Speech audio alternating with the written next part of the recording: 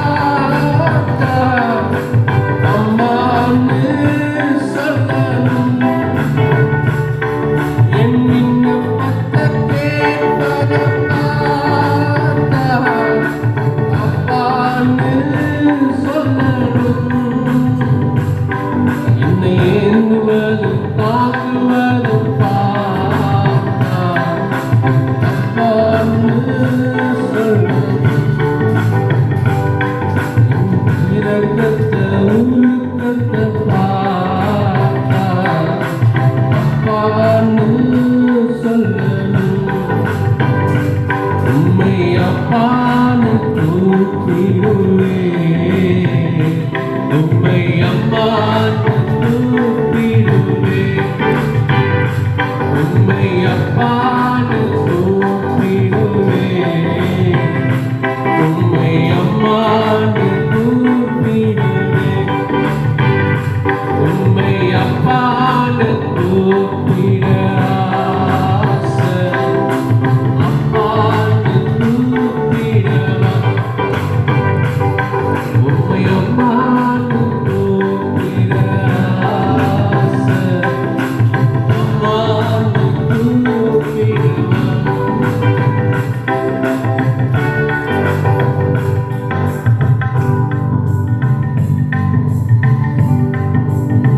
Hallelujah. Hallelujah.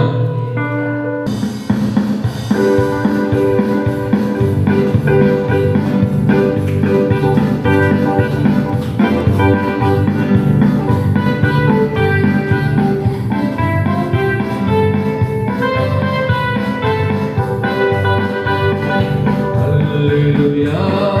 கர்த்தரே ஏகமாய் துதியுங்கள், அவர் நடத்தும் செயல்களெல்லாம் பார்த்தோரை துதியுங்கள். வல்லமையாய் நீரை செய்யும் வல்லவரை துதியுங்கள். எல்லோரையும் ஏற்றுக்கொள்ளும் இயேசுவை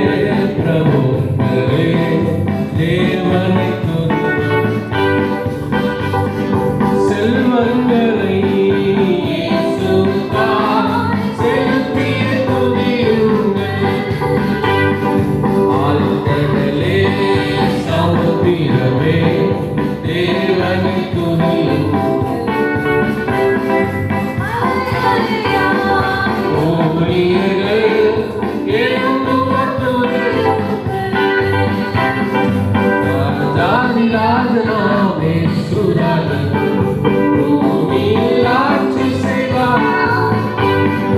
அல்லேலூயா, அல்லேலூயா, தேவனை துதியுங்கள்.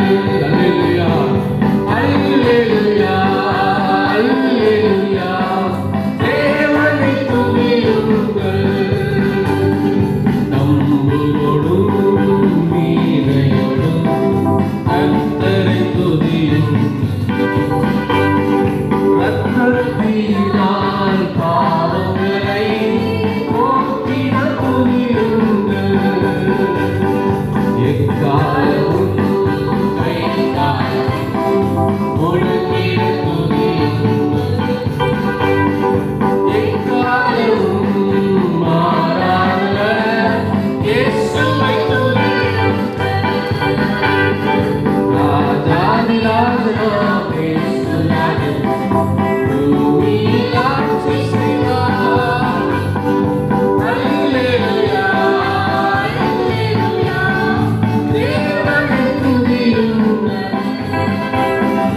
அல்லேலூயா, அல்லேலூயா, தேவனை துதியுங்கள். அல்லேலூயா, அல்லேலூயா, தேவனை துதியுங்கள்.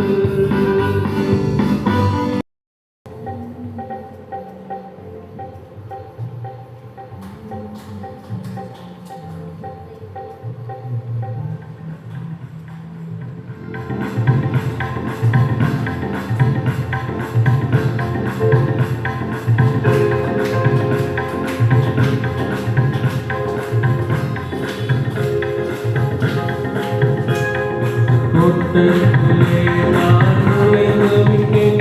இனி எதுவும் அணுகாது. எந்த தீங்கும் தீண்டாது. ரத்தக் கோட்டைக்குள்ளே நான் நுழைந்து விட்டேன். இனி எதுவும் அணுகாது. விசுவாசமாக எந்த தீங்கும் தீண்டாது. நேசரின் ரத்தம் என் மேலே நெருங்காது சாத்தான். நேசரின் ரத்தம் என் மேலே நெருங்காது சாத்தான். பாசம சிலுவை பலியானார், பாவத்தை வென்று விட்டார். பாசம சிலுவை பலியானார், பாவத்தை வென்று விட்டார். கோட்டைக்குள்ளே நான் நுழைந்து இனி எதுவும் அணுகாது.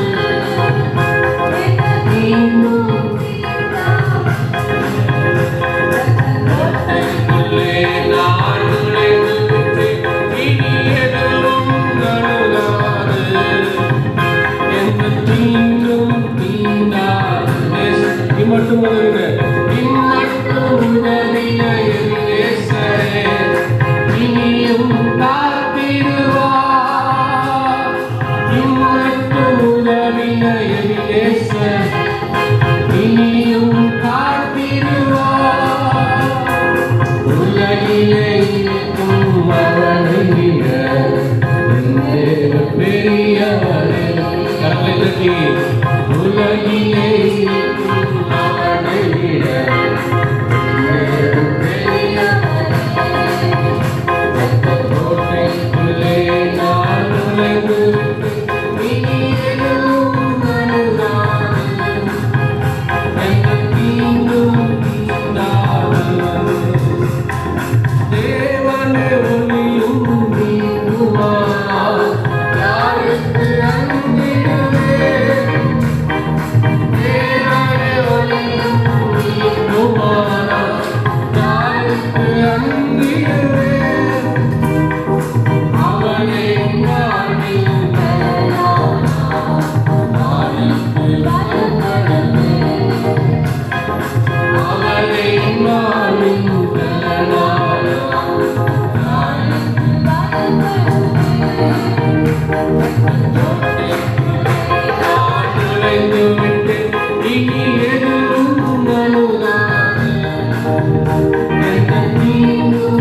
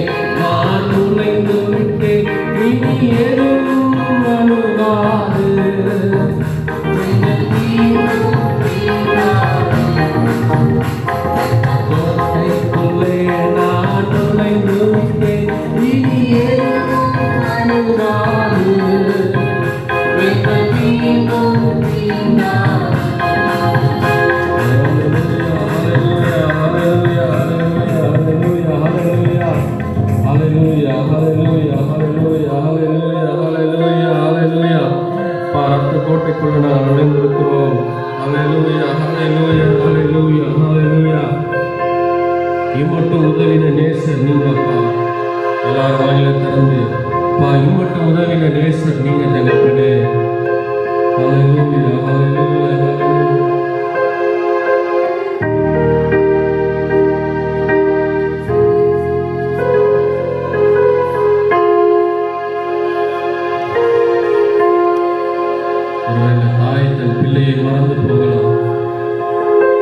தன் பிள்ளையை மறந்து போகலாம், ஒருபோதும் நம்மை பெற்றவர்கள் மறந்து போகலாம், உற்றார் உறவினர் மறந்து போகலாம். தேவன் ஒருபோதும் மறவாமல் இருக்கிற தேவன். ஹல்லேலூயா, ஹல்லேலூயா.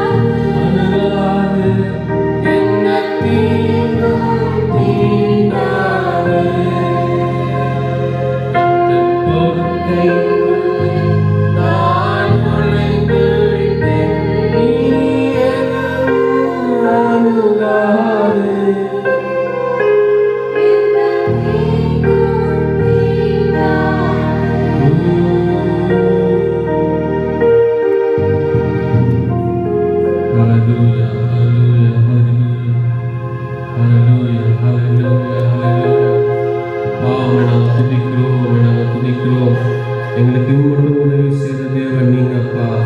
ஹல்லேலூயா, ஹல்லேலூயா, ஹல்லேலூயா, ஹல்லேலூயா.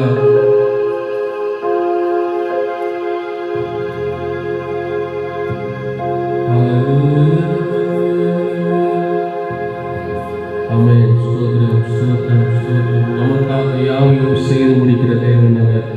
ஹல்லேலூயா. எத்தனை பேர் விசுவாசிக்கிறீர்கள்? ஸ்தோத்திரம் சொல்லலாமா? ஆமென் சொல்லலாமா? எனக்காக யாவையும் செய்து முடிக்கிற தேவன் நீங்க அப்பா. எனக்காக யாவையும் செய்து முடிக்கிற தேவன் நீங்க தான் தகப்பனே.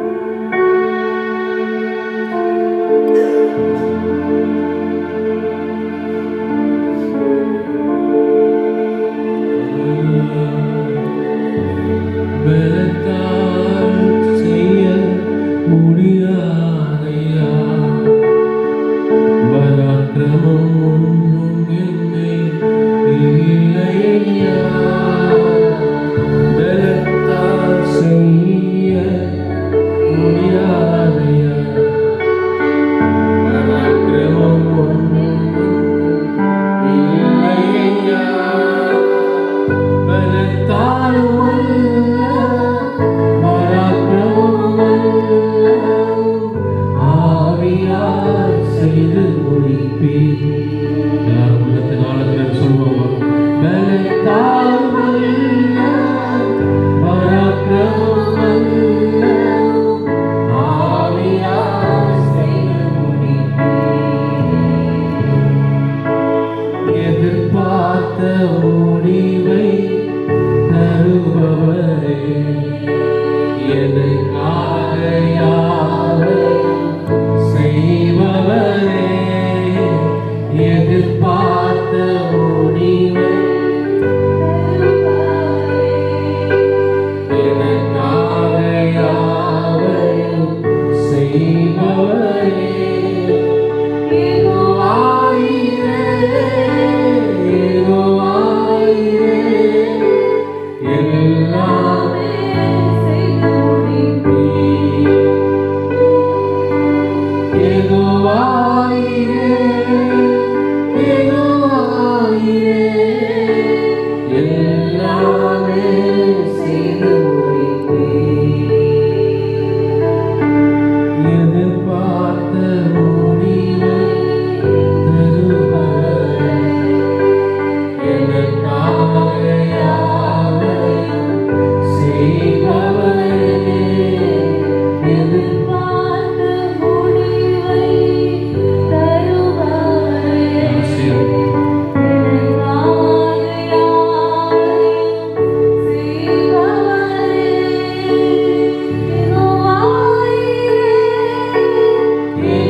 யெகோவாயிரே, எல்லாமே செய்து முடிப்பீர். யெகோவாயிரே, யெகோவாயிரே, எல்லாமே செய்து முடிப்பீர். என்னில் நற்கிரியை தொடங்கினவர் குறித்த நாள் மட்டும் நடத்திடுவீர். என்னில் நற்கிரியை தொடங்கினவர் குறித்த நாள் மட்டும் நடத்திடுவீர். சகலத்தையும் நீ செய்ய வல்லவர், எப்படியும் செய்து முடிப்பீர். சகலத்தையும் நீ செய்ய வல்லவர், எப்படியும் செய்து முடிப்பீர்.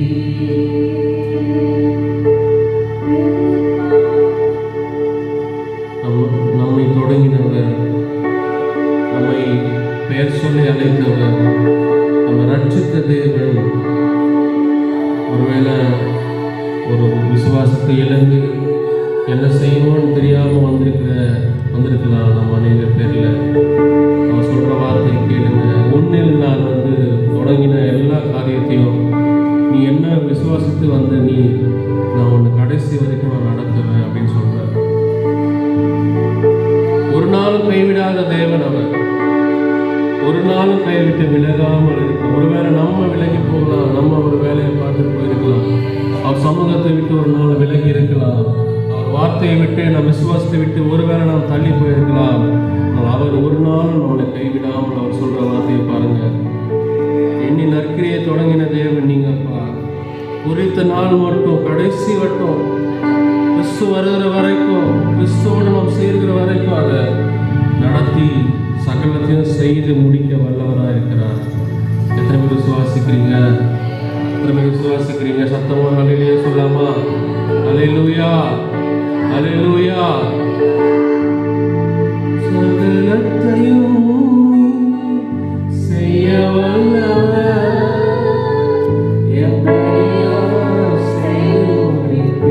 எப்படியாவது நீங்க எங்களுக்கு செய்ய முடிப்பீங்க. சகலத்தையும் செய்ய வல்லவர், எப்படியாவது செய்து முடிப்பீர்.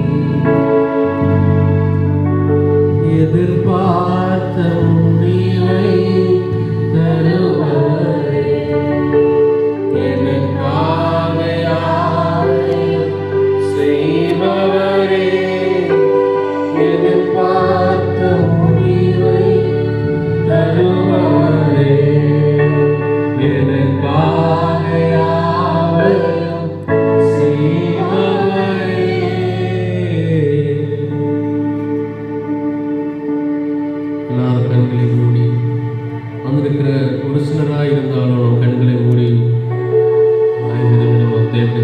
போகிறோம்.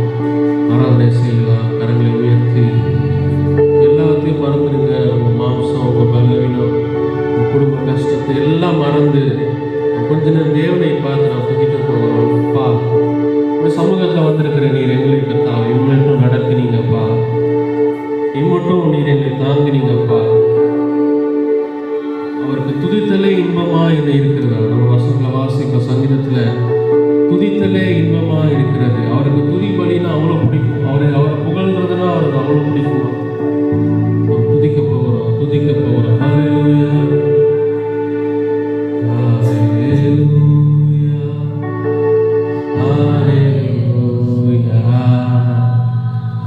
ஹல்லேலூயா, ஹல்லேலூயா, ஹல்லேலூயா, ஹல்லேலூயா,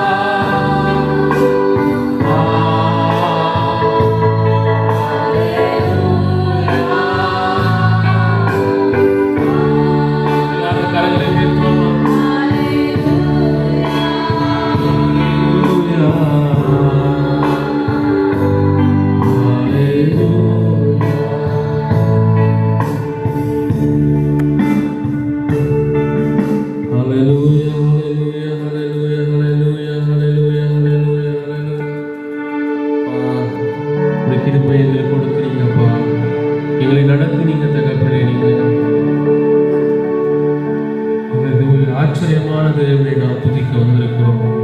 நம்ம இம்மட்டும் நடத்தின வந்த தேவன் அவர். உலகத்தில் அநேக காரியங்கள் நடந்தாலும் தேவன் நம்மை ஒவ்வொரு நாளும் அவருடைய அன்பில, அவருடைய கிருபையில, விசுவாசத்துல நடத்தி வந்து கொண்டே இருக்கிறார். எத்தனை பேர் விசுவாசிக்கிறீங்க? எத்தனை பேர் ஆம் சொல்றீங்க? எத்தனை பேர் ஆமேன்னு சொல்றீங்க? அவர் நம்மளை நடத்தி கொண்டு வருகிறார். அவர் நம்மளை நடத்தி கொண்டு வந்திருக்கிறார். ஒருபோதும் நான் உன்னை கைவிடுவதே இல்லை என்று சொல்லுவது வசனம். ஒருபோதும் நான் உன்னை கைவிடுவது இல்லை. தொடங்கினது நான் முடிக்கிற வரை நான் இருக்க மாட்டேன். பிடித்த கையை நான் விட மாட்டேன். பிடித்த கரத்தை நான் விட மாட்டேன். ஒருவேளை மனுஷன் விட்டு போகலாம், பாதியில் வந்து மனுஷன் ஒருவேளை நம்மளை விட்டு போகலாம், அன்பு மாறி போகலாம். ஆனால் அவர் பிடித்த கரம், அவர் கொடுத்த நமக்கு அன்பு ஒரு நாளும் மாறவே மாறாது. எத்தனை பேர் ஆமென் சொல்றீங்க? ஹல்லேலூயா, ஹல்லேலூயா, ஹல்லேலூயா, ஹல்லேலூயா.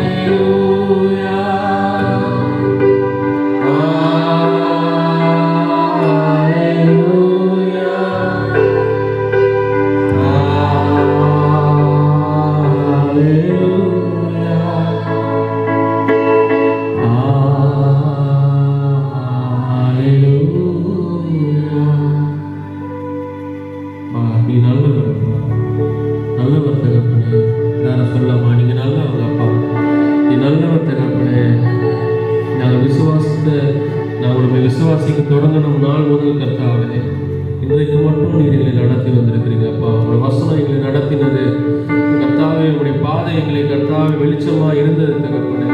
எங்களுக்கு வெளிச்சத்தை கொடுக்கிற தேவன் நீங்க அப்பா. உங்களை துதிக்கிறோம், துதிக்கிறோம், துதிக்கிறோம், துதிக்கிறோம், துதிக்கிறோம். ஹல்லேலூயா, ஹல்லேலூயா, ஹல்லேலூயா, ஹல்லேலூயா. பாவை நாம் துதிக்கிறோம், ஸ்தோத்திரம் பண்ணுகிறோம். இயேசுவின் மூலம் ஜெபிக்கிறோம் என் நல்ல பிதாவே. ஆமென். சங்கீதங்களை எடுக்கலாம். 147வது சங்கீதத்தை எடுத்து நாம் வாசிக்க போகிறோம்.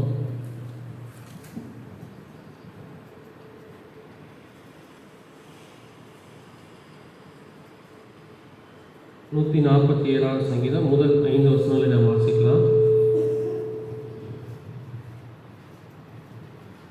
147 முதல் 5 வசனங்கள்.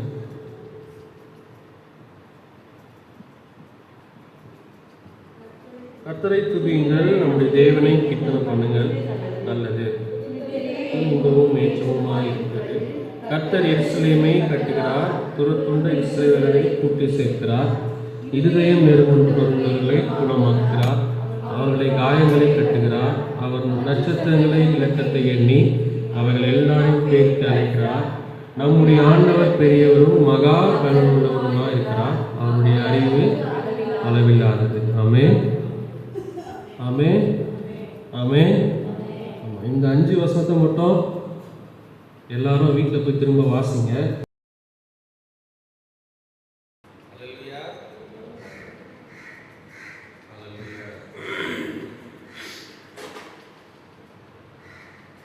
கர்த்தருடைய பரிசுத்த நாமத்துக்கு மகிமை. அவரது நல்ல இரக்கமுள்ள நாமத்தினாலே நாம் எல்லாரும் இந்த நாள இரக்கத்திற்குள் நடத்தப்பட்டிருக்கிறோம். அவர் நமக்கு மனம் இறங்காமல் இருந்தால் நாம் நிர்மூலர்களாக இருப்போம். ஆகவே கர்த்தர் நமக்கு எவ்வளோ இரக்கங்களையும் கிருபைகளையும் கொடுத்திருக்கிறார். இந்த லைட் போடுறோம். ஆகவே இரக்கமுள்ள ஆண்டவராக இருக்கிற அவருக்கு நாம் எப்போதும் அல்ல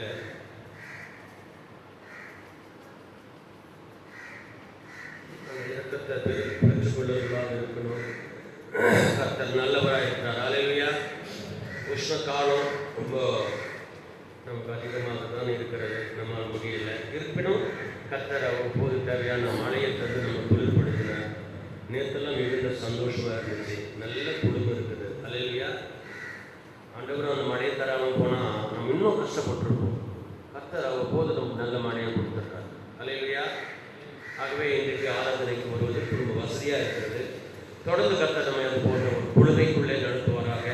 உஷ்ணக்காலங்களில் சரீரத்தை பேணி காத்துக் கொள்ளுங்கள். கர்த்தருடைய சமூகத்தில் விட்டிருக்கிற போதெல்லாம் ஜாக்கிரதையாய் வாருங்கள். அல்லேலூயா.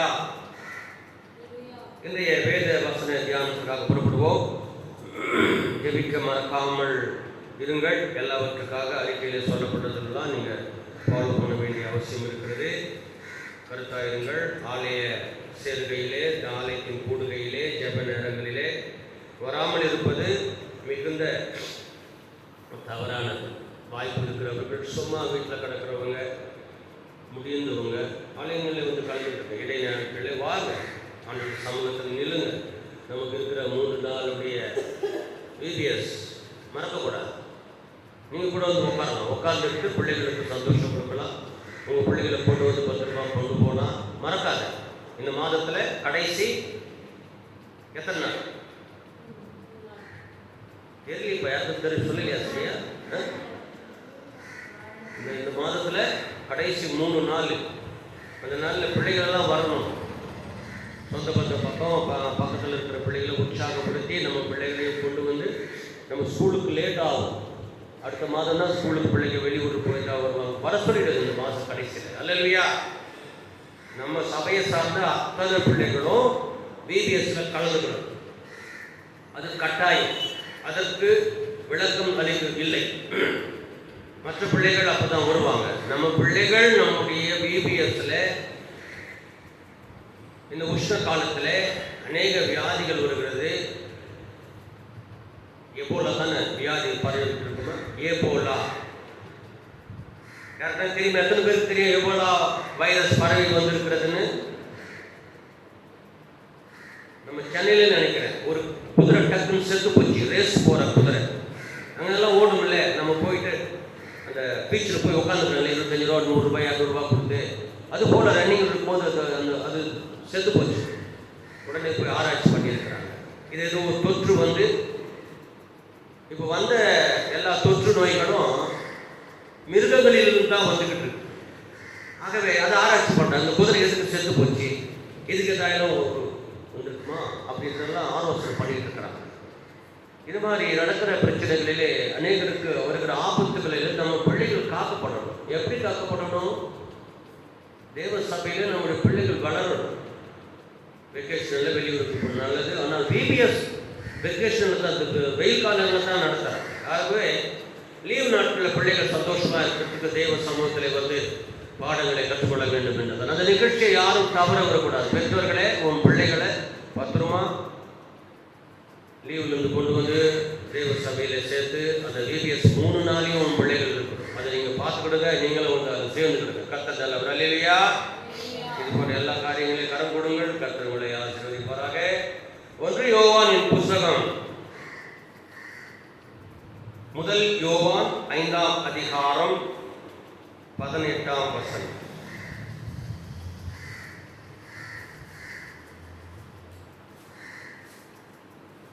5:18.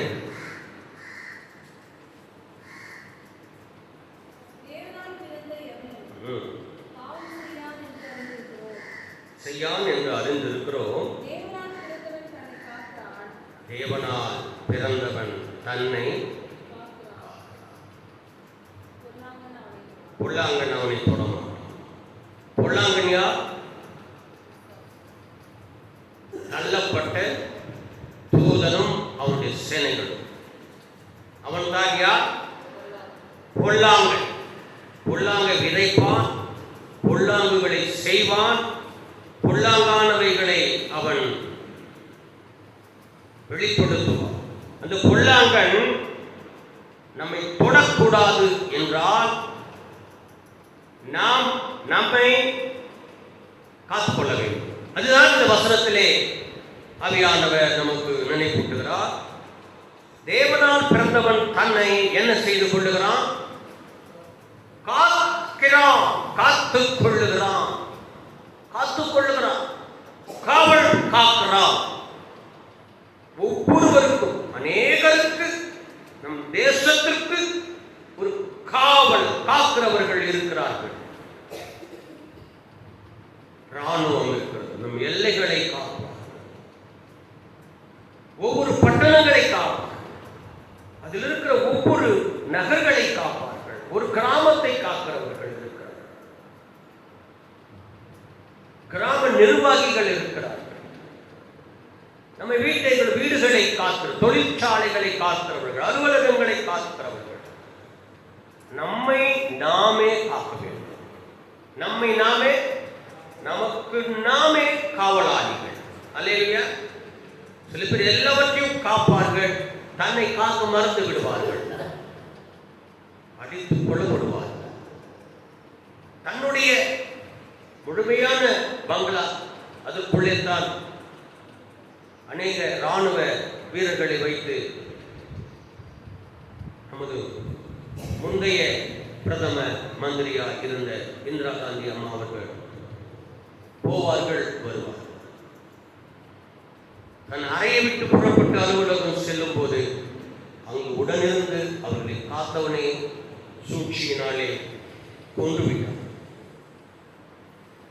காக்கப்பட்டு கொண்டிருக்கிற தன் இடத்திலேயே தன்னை காத்துக்கொள்ள முடியாமல் போனது. புல்லட் ப்ரூஃபெல்லாம் அவர்கள் அணிந்திருப்பார்கள். அன்றேனோ அவர்கள் அதில் பாதிக்கப்பட்டவர்களாய் வருகிறார்கள். அவர்கள் எத்தனை பாதுகாப்பு! அதன் பிறகெல்லாம் இப்பொழுதெல்லாம் பயங்கர பாதுகாப்புகள் எல்லாம் வந்துவிட்டது. ஒரு தனி மனிதனாவைக்குரியவர் தன்னை காத்துக் கொள்ள வேண்டும். அப்படி இருக்கும்போதுதான் பொல்லாங்கன் உன்னை என்ன செய்ய மாட்டான்? தொடுவானா? தொடமாட்டான். இரண்டில் ஒன்றை நாம் எடுத்துக்கொள்ள வேண்டும். இரண்டுமே வேண்டாம் என்று சொல்வதற்கு முடியாது. ஏதாவது ஒன்றில் இருக்க வேண்டும். நீங்கள் எதில் இருக்க போகிறீர்கள்? பொல்லாங்கன் தொடாமல் இருக்க வேண்டும். சொல்லுங்கள். பொல்லாங்கன் நம்மை தொடக்கூடாது என்று சொன்னால் நீ உன்னை காத்துக்கொள்ள வேண்டும். எப்படி காத்துக்கொள்வது? நம்மேல் அக்னி ஆஸ்திரங்கள் படாமல் நம்மை பாதுகாத்துக் கொள்ள வேண்டும். அல்லேலூயா. பொல்லாங்கன் எய்கிற அம்புகள் நம்மேலே பாய்ந்து விடக்கூடாது. அதற்குத்தான் ஆவியானவர் எழுதுகிறார், தேவனால் பிறந்தவன் தன்னை காக்கிறான். அப்போ பொல்லாதன் இருப்பான், இருந்து கொண்டுதான் இருப்பான். அவன் வாழ வருவான், அவன் வாழ்ந்து கொண்டுதான் இருப்பான். அவன் கடைசி தீர்ப்பின் நாளுக்கு பிறகு அவனுடைய கொடூர அவன் அனுபவிக்க வேண்டியவர்கள் எல்லாம் இருக்கிறது. அக்னியும் கந்தகமும் அக்னி கடலிலே தள்ளப்பட போகிறார். அதுவரைக்கும் அவன் என்ன செய்வான்? பொல்லாங்க விதைப்பான், பொல்லாங்கனாயிருப்பான், பொல்லாங்கங்களை நடப்பிப்பான். அதற்காக நம்ம என்ன செய்து கொள்ள வேண்டும்? காத்துக் கொள்ள வேண்டும். அல்லேலூயா. அநேகவற்றை காக்கும்படி வேதம் நமக்கு சொல்லுகிறது. நாம் சிலவற்றை தியானிப்பதற்காக நீதிமொழிகளின் புஸ்தகம் 16ஆம் அதிகாரம் 17ஆம் வசனம். நீதிமொழிகள் 16:17.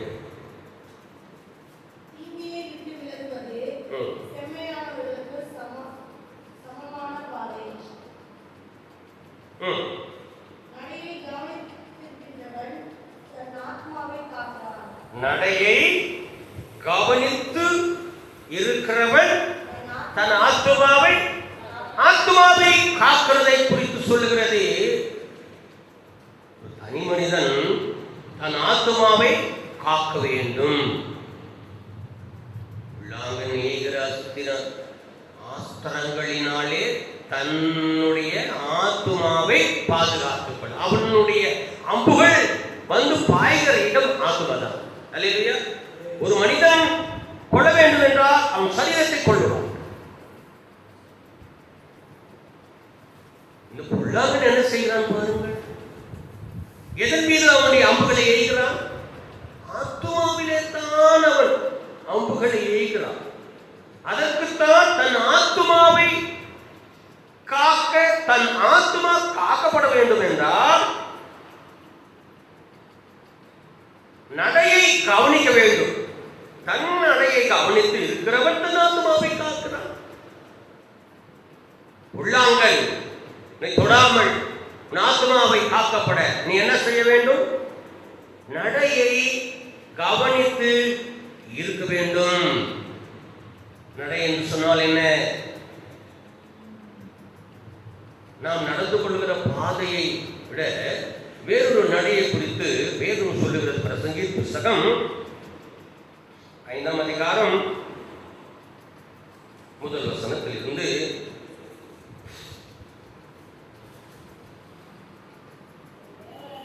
நீ தேவாலயத்துக்கு போகும்போது உன்னுடைய நடையை காத்துக்கொள்ள வேண்டும்.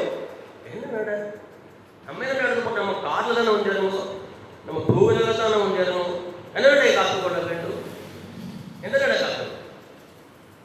அப்போதெல்லாம் தேவாலயத்துக்குள்ளே வருவார்கள். ஆனால் அன்பராகிய இயேசு கிறிஸ்து பிறந்த 33 ஆண்டுகளே அவர் தன் 3 ஆண்டுகளை ஊழியங்களை செய்து கொண்டிருக்கிற போது தேவாலயத்துக்கு சென்றார். அங்கு நடைபெற்றுக் கொண்டிருந்த காரியங்கள் என்ன? நடையல்ல, நடைபெற்றுக் கொண்டிருந்தது என்ன? வெளிப்பிரகாரங்களிலே வியாபாரம் நடந்து கொண்டிருந்தது. ஏனென்றால் பலி ஆலயத்துக்குள்ளே வந்து பலி செலுத்துவதற்கு வேண்டிய பொருட்கள் அங்கு உண்டு.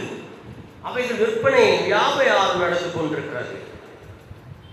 ஆகவே தான் தேவாலயத்துக்குள்ளே வரும்போது அவருடைய நடைகள் என்னவாயிருக்கும், அவருடைய செயல்கள் என்னவாயிருக்கும் என்றால், அவைகளை வாங்க வேண்டும், கொண்டு வந்து பலி செலுத்த வேண்டும், நான் இவ்வளவு செலுத்தியிருக்கிறேன் என்பதை மற்றவர்கள் கவனிக்க வேண்டும், என்னை மேன்மைப்படுத்திக் கொள்ள, இவைகள் தான் நடைகள் என்று இருக்கிறதால இல்லையா? சிலர் ஆண்டவர் சில ஒரு நேரத்தில் காணிக்கை குறித்து சொல்கிற போது ஒரு விதவையானவள் 2 காசு என்று தனக்குள்ள அதிகமானவற்றை அவள் செலுத்துகிறாள். மறைவாக கொண்டு வந்து அவள் செலுத்துகிறாள். நீ ஒன்றை செய்யும் போது வலதுகை செய்யும் போது இடது கைக்கு கூட தெரியக்கூடாது. மற்றவர்கள் பார்க்கும்படி கூட நீ அதையும் செய்யக்கூடாது. தேவாலயத்தில் நடக்கிறதை பாருங்கள். பணப்பையை திறந்து அதிலிருந்து எடுத்து பொக்கிஷங்களை காணிக்கையில் விடுவதை ஆண்டவர் அருவருக்கிறார். நடைகள், செயல் திட்டங்கள், சிந்தனையின் வெளிப்பாடெல்லாம் ஆலயத்திலே வரும். தன்னுடைய எண்ணங்களின் பிரதிபலிப்பு வரும். ஆண்டவராக இயேசு கிறிஸ்து சொல்லிட்டார், அந்த ஸ்திரீயானவள் தனக்கு உள்ளதை கொடுத்தால் தனக்குள்ளதிலிருந்து எடுத்து கொஞ்சம் போடுவதை பெருமிதப்படுத்துகிற, ஆனால் அவள் தனக்குள்ளதை கொடுத்துட்டாள். அல்லேலூயா. பாருங்கள் என்னை என்னிடத்தில் இருக்கிறது நான் உங்களுக்கு தருகிறேன், இலவசமாய் பாலும் தேனும் குடியுங்கள் என்று இயேசு சொன்னார். நமக்காக ஜீவனையை கொடுத்தது.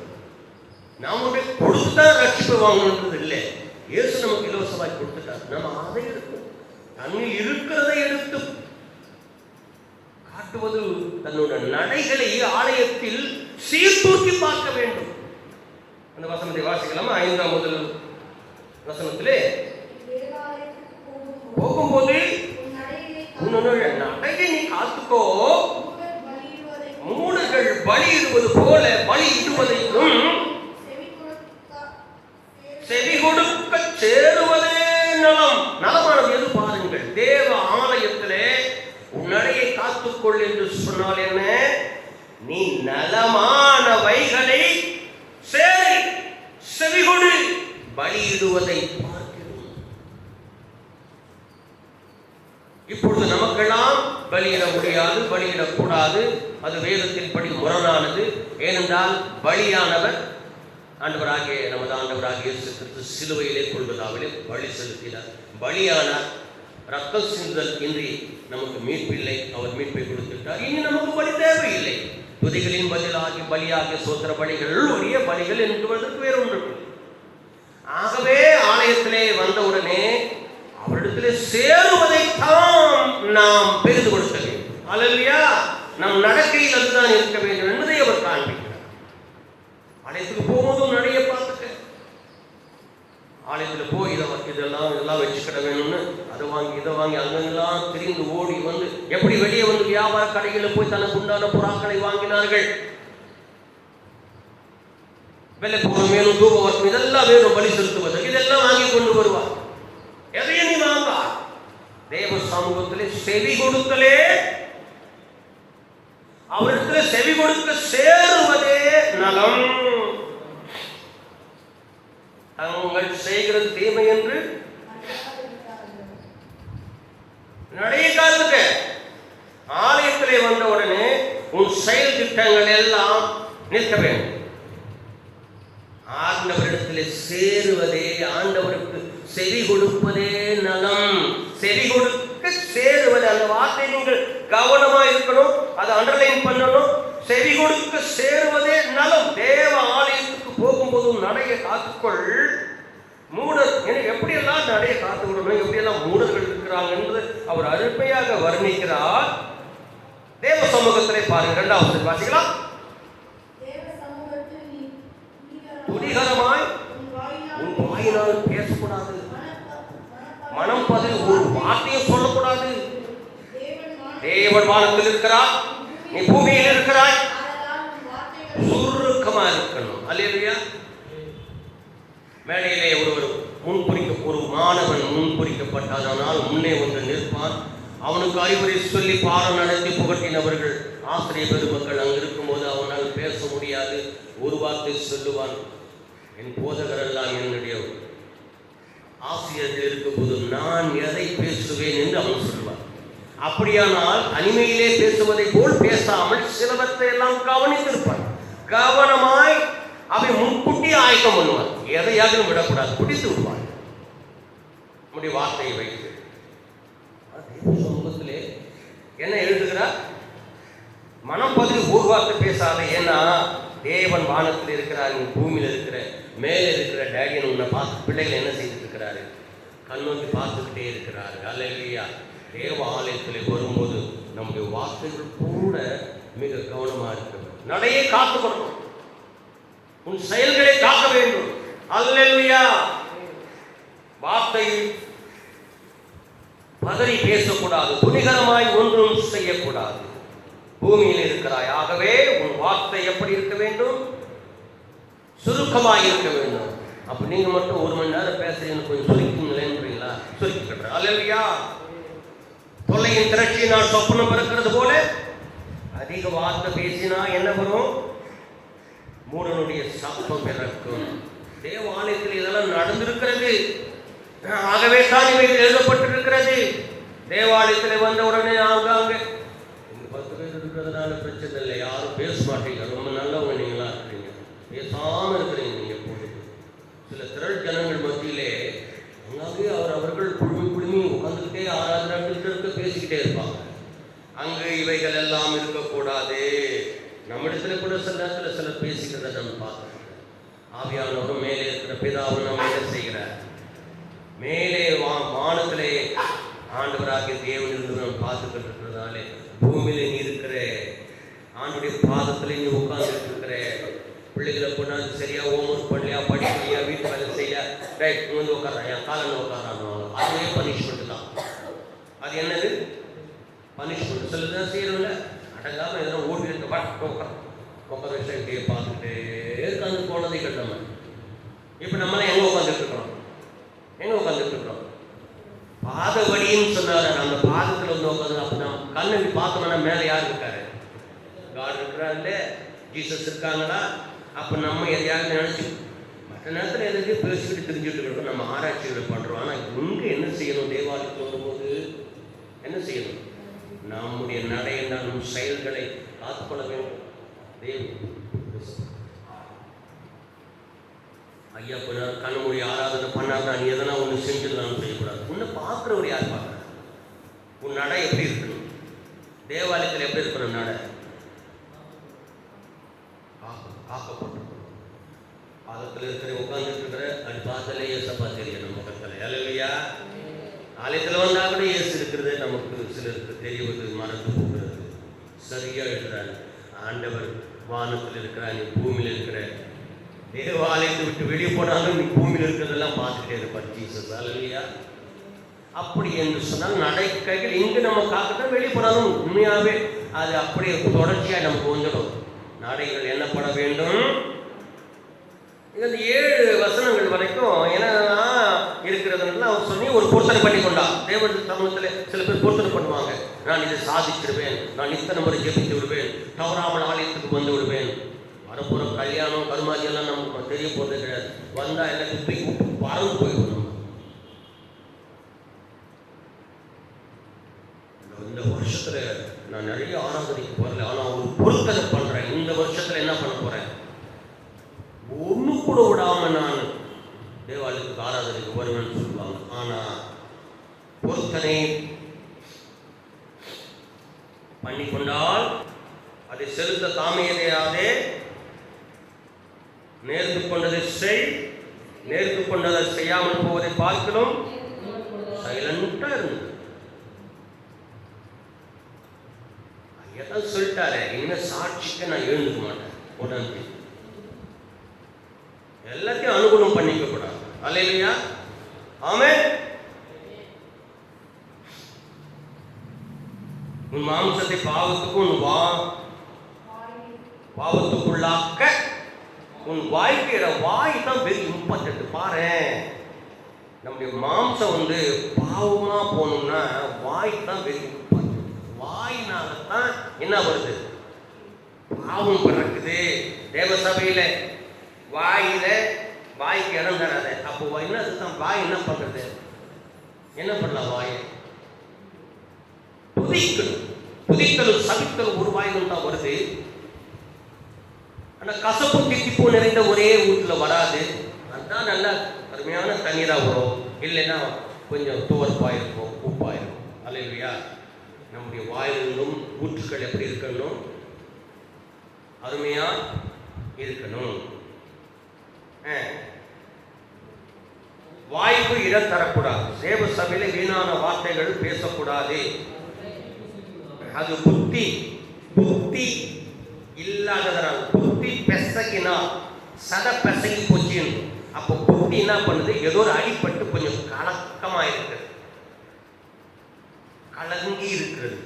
அந்த புத்தி பிசகினால் செய்தது என்று தேவதூதனுக்கு முன் சொல்லாதே. அப்படின்னா தேவாலயத்தில் இன்னொருத்தர் யார் வந்திருக்கிறாருங்க?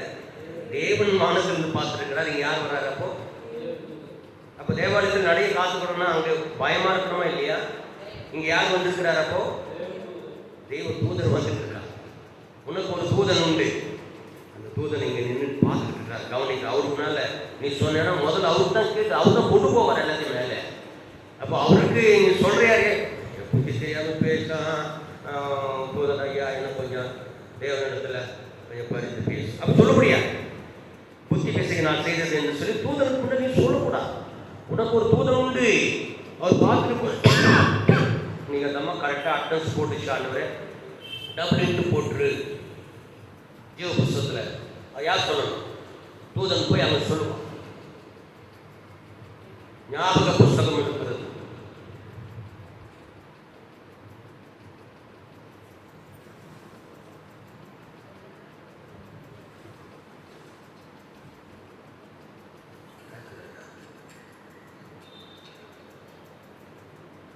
தேவதூதனுக்கு முன் சொல்லாது. மனுஷப்பா அவருப்பாங்க சில பேர். அதெல்லாம் தூதன் கொண்டு போய் அதை அத்தாட்சியா குத்துவாங்க. கொண்டு போய் சபையிலிருந்து நீ இந்த கூத்து விளையாடுறியா? இது மாதிரி நடந்தியா? மொபைல் ஆஃப் பண்ணாம ஐயா சொல்லிங்கிறாரு. அவரே ஏரோப்ளேன் மோடு தான் வச்சுக்கிறாரு. அடங்க மாட்டேன். நீ சீக்கிரம் ஆஃப் பண்ணுங்க. அப்போ தூதன் என்ன பண்ண போயிட்டு அடங்கல சாமி என்ன வேற நீ கட்டி பிடிச்சி உடனே அனுப்புற ஒன்று கூட கீழ்படி மாட்டேன்ப்பா. வேற சபைக்கு இந்த மாட்டி உடனே டிரான்ஸ்ஃபர் பண்ணி கொடு. அல்லையா? உன் நடவடிக்கை எல்லாத்தையும் அவங்க கொண்டு போய் சொல்லிட்டு அப்புறம் கஷ்டப்பட்டு அடுத்த சபைக்கு போயிடும். அப்போ எப்படி உன்னுடைய ரிலேஷன்ஷிப் விட்டு போகுது. புது தூதன் கொண்டு போய் ஒரு மேட்டரை சொல்லிட்டாருன்னா யார் வர சொல்லி கொடுவார்கள் உடனே. அப்போ நம்ம கரெக்டாக தேவ சபையில் நடக்க நம்ம பாதுகாத்துக்கிட்டோம்னா வெரி குட்டு தான் நமக்கு எப்போது இருக்கும். ஆண்டவர் ஜீவ புத்தகத்தை மாத்திரம் ஞாபக புத்தகத்தை திறந்தாருன்னா நம்முடைய ஒவ்வொரு கூத்தும் கும்மாளமும் அங்கே வெளிப்படும். அல்லேலூயா. தேவ ஆலயத்திலே இது எலெக்ஷன் பூத்துல சொல்லல. ஆண்டவர் எங்க சொல்லி இருக்கிறாரு? எலெக்ஷன் பூத்துல நீ யாருக்குன்னா போடல. இங்க இயேசுக்காக மட்டும்தான் தேவ சபை. அல்லேலூயா. அவருடைய சிந்தனை செயலாற்றல் எல்லாம் இருக்கணும். நடையை நீ காத்துக்கொள். சைலண்டா வச்சு கூட நம்ம போன்ல பேசிக்கலாம். ஜாக்கிரதையா இருக்கணும். தேவ சபையிலே வரும்போது உன் நடைகள் காக்கப்பட வேண்டி இருக்கிறது. காத்துக்கொள்ள வேண்டியவைகள். அருமையாக சொல்லுகிறார். தேவன் வார்த்தைகளினாலே கோபம் கொண்டு உன் கைகளின் கிரியை எதுக்கு அழிக்கணும்? ஆசீர்வதிக்கப்பட்டு நீ போய் உன் கிரியைகளை செய்யும் போது எல்லாம் வளமா வளர்ந்து வெச்ச செடியெல்லாம் கனி தரணும்னா நீ ஆண்டவருக்கு இங்க ஒரு வார்த்தைகளினாலே கோபம் கொடுத்துட்டேன்னா உன் கைகளின் கிரியைகளை அவர் அழிச்சிடுவாரேன்னு சொல்லு. அழிப்பார். ஆண்டவர் ஒன்றை அழிக்கவும் முடியும், ஒன்றை கட்டவும் முடியும். அல்லேலூயா. இல்லாத இடத்தில் உருவாக்கவும் தேவனால் முடியும். தண்ணீரை ரசமாக மாற்றினார். அல்லேலூயா. கசப்பு நிறைந்த தண்ணீரையும் மதுரமாய் மாற்றிவிட்டார். அல்லேலூயா. ஆண்டவர் வல்லமை நிறைந்த ஆண்டவரிடத்திலே நம் ஆலயத்திலே அவர் கோபம் ஊட்டும்படி ஒரு வார்த்தை கூட பேசக்கூடாது. உன் நடையை நீ காத்துக்கொள்ள வேண்டியது அவ்வளோ பொறுப்பாயிருக்கிறது. பாருங்கள், அநேக சொப்பனங்கள் மாயையாயிருப்பது போல அநேக வார்த்தைகளும் வியர்த்தமாயிருந்து இருக்கும். ஆகையால் நீ தேவனுக்கு என்ன பண்ணியிருக்க வேண்டும்? பயந்து நடுங்கு. எங்க சாதாரணமா உங்களுடைய வாழ்க்கையிலே இருக்கணும். எந்த நிமிஷமும் தேவாலயத்தில் எவ்வளவு சிறப்பா இருக்கணும். நடுங்கணும். உண்மையும் முத்தமாய் நடுங்குகிறவனை நோக்கி பார்க்கிறது வசனங்கள். தேவ சமூகம்னாலே அப்படி இருக்கணும். பயபக்தியா இருக்கணும். எதுவா இருந்தாலும் ரொம்ப கத்து திட்டம் பண்ணிக்கிட்டு தேவ சமூகத்து பிரசன்னத்தை மாத்திரம் உணர்ந்து தேவனாகிய கர்த்தர் உனக்கு முன்னே அமர்ந்திருக்கிறார் என்பதை நீ பாதத்தில் இருக்கிறது மாதிரி நீ பயபக்தியா இருப்பண்ணா. அல்லேலூயா. அங்குதான் உன் நடைகள் காக்கப்படுகிறது. அல்லேலூயா. காத்துக்கொள், காத்துக்கொள். அதுவே ஒரு நல்ல அருமையான பாட்டு. காத்துக்கொள்ள வேண்டியவைகளில் எவ்வளவு முக்கியத்துவம் வாய்ந்தவர்களை தேவனாகிய கர்த்தர் நமக்கு கொடுத்திருக்கிறார். பாருங்கள், பலி செலுத்துவதில் தான் பெருசு நினைக்காதே, பலியிடுவதை பார்க்கலும் செவி கொடுக்கிறது தான் நலம். நீதிபதியின் புத்தகம் 21ஆம் அதிகாரத்துக்கு போடுவோமா? 3:21.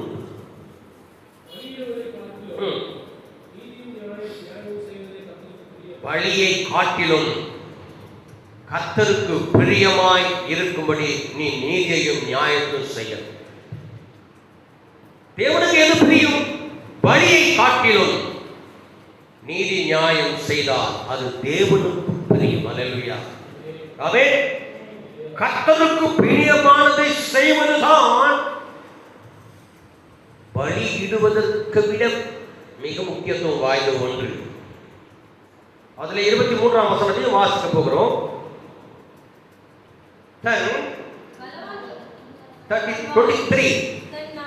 தன் வாயையும் தன் நாவையும் காக்கிறவன் இடுக்கண்களுக்கு விளக்கி காக்கிறான். இப்ப எதை காக்கிறான்? ஆத்துமாவை காக்கிறான். முதலிலே வாசித்ததும் ஆத்துமா தான்.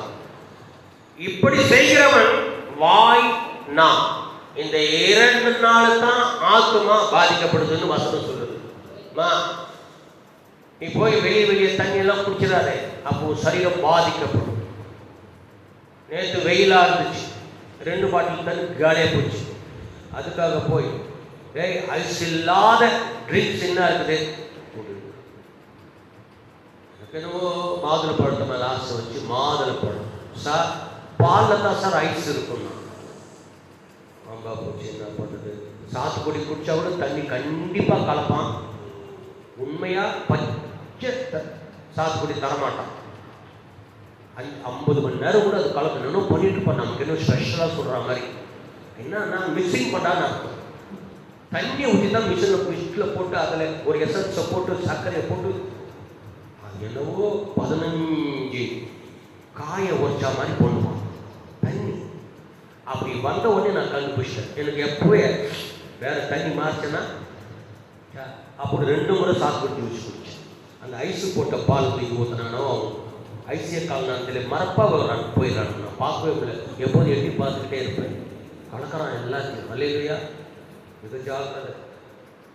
செஞ்சுமானா ஆவாதது செஞ்சுமானா கரெக்டாக டாக்டர் சொல்வார், இதெல்லாம் ஆவாதுமா உனக்கு, அதனால் விலைக்கிடு.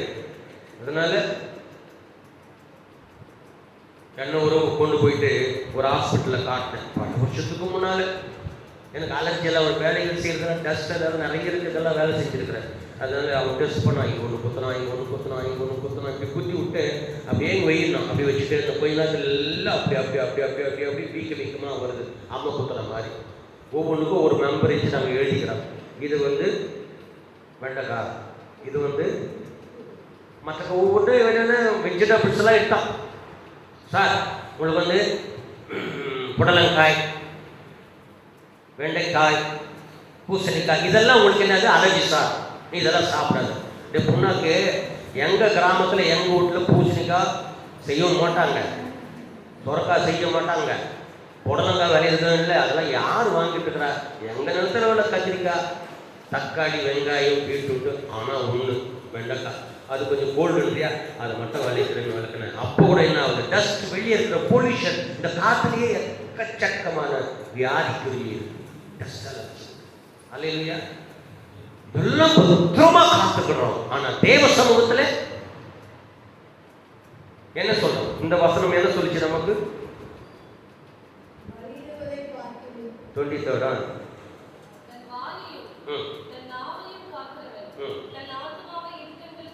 இடுக்கண்களுக்கெல்லாம் விலக்கி காத்துக் கொள்ளுகிறான். அல்லேலூயா, ஆமென். 23 எல்லாவற்றிலும் தன் ஆத்துமாவை இடுக்கண்களுக்கு காத்துக் கொள்கிறான். வாயும் நாவும் தேவ சபையில் காக்கப்பட வேண்டும். அல்லேலூயா. என் நாவிலே சொல் பெறுவாததற்கு முன்னே எல்லாம் அறிந்திருக்கிற தேவனே என்று. அல்லேலூயா. வரும்போதே வந்து முட்டி போடும்போதே அதை சொல்லணும். ஆண்டவரே, என் நாவில் சொல் பெறுவாததற்கு முன்னே நீ அறிந்திருக்கிறீர். ஆகவே நீ அறிந்து எனக்கு சொல்லுகிற வார்த்தையை நான் பேசணும்னா வாழ்க்கை நடக்க முடியுமா? சொல்லுங்க.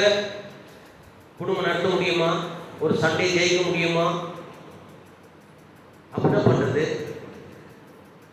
அப்போ பரவாயில்ல, கொஞ்சம் எப்படின்னா ஃப்ரீயா இருக்கு. நான் கர்த்தரிடத்துல தேவதூதனுக்கு முன்பாக பொய் சொல்லாதேன்னு சொல்றது இல்லையா? அப்போ நம்ம என்ன செய்யறோம்? பொய் சொல்லிட்டு தான் அடிக்கிறோம். வேணாலும் இது ரட்சிப்பின் சால்வையை, ரட்சிப்பின் வஸ்திரத்தை கைதி வச்சுட்டு மல்யுத்தம் பண்ணுவோம். அல்லேலூயா. முடிஞ்ச அளவுக்கு சாந்தமா நடந்துட்டோம்னா ரொம்ப நல்லதா இருக்கும். அதுதான் ஆண்டவர் நமக்கு விளக்கி காண்பிக்கிறார். அல்லேலூயா, ஆமென். வாயையும் நாவையும் காக்கிறவன் தான் தன்னுடைய ஆத்துமாவை இடுக்கண்களுக்கெல்லாம் விளக்கி காக்கிறான்.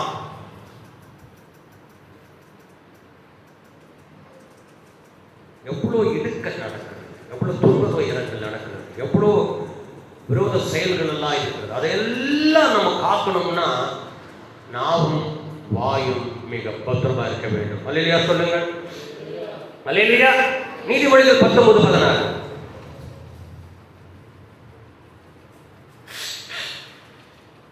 கட்டளையை காத்துக் கொள்ளுகிறது. ஆத்துமாவை காக்கிறதுக்கு கட்டளை பெரிய கட்டளைகள், அவைகள் தான் பிரமாணங்கள் என்று நாம் கடந்த வாரத்தில் கூட வாசித்தோம். கட்டளைகளை காத்துக்கொள், கைக்கொள், அப்பொழுது உன் ஆத்துமா காக்கப்படும். நீ காத்துக்கொள்ளும் ஆத்துமாவை காத்துக்கொள்ற. ஆத்துமாவை குறித்து தான் அதிகமாய் காக்க வேண்டும், காக்க வேண்டும், காக்க வேண்டும் என்று சொல்லுகிறது. நாமோ நம் சரீரத்தை காக்க வேண்டும், காக்க வேண்டும், காக்க வேண்டும் என்று காத்துக் கொண்டிருக்கிறோம். அல்லேலூயா. சரீரத்தை யாரா விட்டு கொடுப்பாங்களா? கொடுக்க மாட்டாங்க. ஆத்மாவை விட்டு கொடுத்துருவாங்க, போனா கூட பரவாயில்ல. ஆனால் ஆவியை யாரா விட்டு ஜீவனை கொடுத்துருவாங்களா? ஆவியை விட்டுருவாங்களா? அது வெரி இம்பார்ட்டன்ட். ஆவியை பிடிச்சி வழிச்சா கூட கொடுக்க மாட்டாங்க. ஆண்டவர் கூப்பிடுறாங்க, பாப்பா, என்னங்க தூதாகி போய் சொல்லிடு, எனக்கு இன்னும் நிறைய விஷயங்கள்லாம் செய்ய வேண்டியிருக்கிறது. அல்லேலூயா. என்றைக்குமே அவன் சொல்ல போகிறதில்லை, அவங்களும் விட போகிறதில்லை. ஒரு நாளைக்கு ஜீவன் போக தான் போகுது. அல்லேலூயா. ஆத்மாவை விட்டுடுவான், ஆவியை விட மறுப்பான், சரீரத்தை விட மாட்டான். அல்லேலூயா. சரீரம் வேண்டாம்னா நம்ம விட்டுருவோமா? விட மாட்டோம். அதை தான் மிக பத்திரமா பாதுகாத்துக்கிறோம். ஆனால் ஆத்மா எங்கே போனாலும் பரவாயில்லன்னு தான் நம்ம நிற்கிறோம். கிறிஸ்தவம் அது கிடையாது. சுத்த மன சாட்சி, பரிசுத்தவான்கள், மனவாட்டி சபை ஆத்மாவை தான் காக்க வேண்டும். அதாகவே அப்படி ஆத்மாவை காக்கிற தேவ பிள்ளைகளுக்கெல்லாம் எது காக்கப்பட்டிருக்க வேண்டும்? வாயும் நாவும் காக்கப்பட வேண்டும். அல்லேலூயா. நம்முடைய நா, அதுதான் பேச்சு வரத்துக்கு. நாவை மனுஷன் பேசி பாருங்க, அப்படி சொல்லணும். நீ தண்ணி கேட்குறியா, மண்ணு ஆடி வாயில போறியான்னு கூட தெரியாது மனுஷனுக்கு. அல்லேலூயா. நாவை நம்ம காத்துக்கணும். நாவை ஒரு சுத்தம் பண்ணி வைக்கணும். அதெல்லாம் வேற விஷயம். நாவில் சொல் பரவாததற்கு முன்னே தேவன் அறிவதற்கு வார்த்தை வந்தவுடனே அதிலே ஆண்டவர் இனிமை என்று சொல்ல வேண்டும். நம்ம இன்னைக்கு சொல்லியிருக்கிறோமா? அல்லேலூயா. அப்படித்தான் தேவ ஆலயத்திலே நம்மை காத்துக்கொள்ள வேண்டும். நம்மை தேவ சமூகத்துக்கு முன்பாக நம்ம ஆத்துமா காக்கப்பட்டதாய் இருக்க வேண்டும் என்பதை அவர் நமக்கு கட்டளை சொல்லுகிறார். கட்டளைகளை நாம் என்ன செய்ய வேண்டுமா? காத்துக் கொள்ள வேண்டும். 19ஆம் அதிகாரத்தில் 93ஆம் வசனத்தை சங்கீதம். நீதிமொழிகளை தேடுறீங்களா? சில பேர் 119:93. நான் ஒருபோதும் உம்முடைய கட்டளைகளை மறக்க மாட்டேன். அவைகளால் நீர் என்னை உயிர்ப்பித்தீர். ஒருபோதும் நான் உம்மை மறக்க மாட்டேன் ஆண்டவரே. கட்டளைகளை நான் என்ன செய்ய மாட்டேன்? காத்துக்கொள்ளுவேன், மறக்க மாட்டேன். அந்த கட்டளையே ஆண்டவர் மறக்காம நீ காத்துக்கொள்ள சொல்றாருன்னா, அதனால்தான் நீ என்னை உயிர்ப்பித்தீர். நாம் உயிர் பெற்று வாழ்ந்து கொண்டிருக்கிறோம் என்று சொன்னால், உன்னத அனுபவங்களுக்கு நேராக நாம் உயர்த்தப்பட்டிருக்கிறோம் என்று சொன்னால், நாம் உயிர்ப்பிக்கப்பட்டிருக்கிற அனுபவத்தில் இருக்கிறோம் என்று சொன்னால், நாம் கட்டளைகளை காத்துக் கொண்டிருக்கிறோம். இல்லையா? நிறைய பேருக்கு நம்பிக்கை உண்டு, நான் உயிர் பெற்று அடைந்திருக்கிறேன், நான் உன்னதமானுடைய குமாரன், நான் உன்னத முறை உயர்த்தப்படுவேன். அல்லேலூயா. உன்னத பேரின்ப ஆசீர்வாதங்கள் எனக்கு உண்டு. ஆகவே நாம் எல்லாம் உயிர் பெற்ற ஜீவியத்தில் இருக்கிறோம். அனலற்ற வாழ்க்கையிலிருந்து அனலுள்ள வாழ்க்கையிலே போகிறோம். அபிஷேகம் நிறைந்த பாதையிலே நிற்கிறோம். அதுதான் உயிர்ப்பிக்கப்படுதல். அல்லேலூயா. நான் உயிர்ப்பிக்கப்பட்டேன், உயிர்ப்பிக்கப்படுகிறேன். எதினால்? கட்டளைகளை மறக்காமல் இருக்கிறதுனாலே. அல்லேலூயா சொல்லுவோம். அல்லேலூயா. அதிலே 94ஆம் வசனத்தை வாசிக்கலாம்.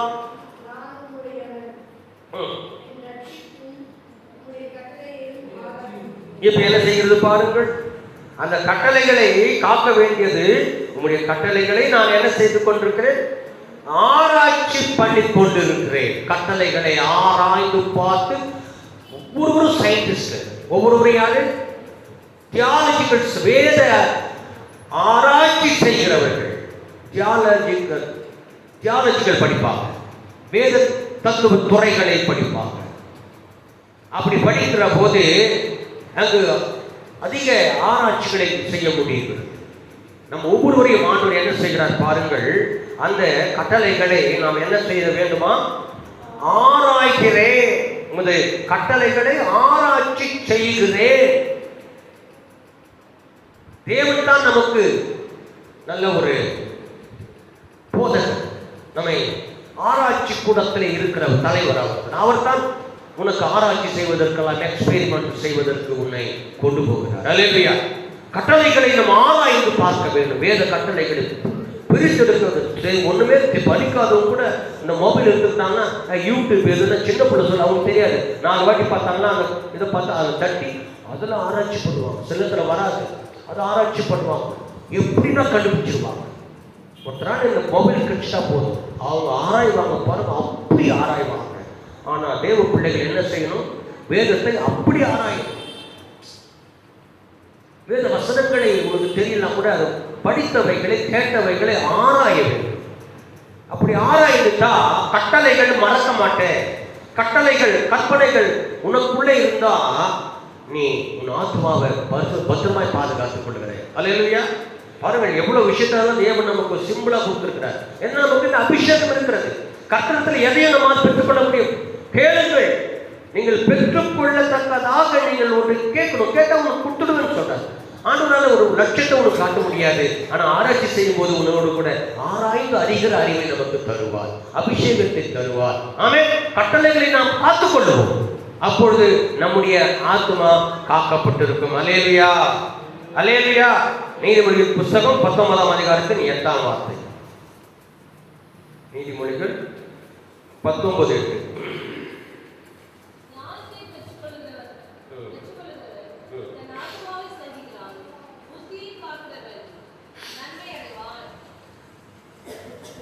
என்ன காக்கிறான்? புத்தியை காக்க வேண்டும். எதை காக்க வேண்டும்? புத்திமதிகளை காக்க வேண்டும் என்று சொல்றார். புத்தியை காத்துக்கொள். புத்தியை, ஆத்மாவை நேசிக்கிறான்.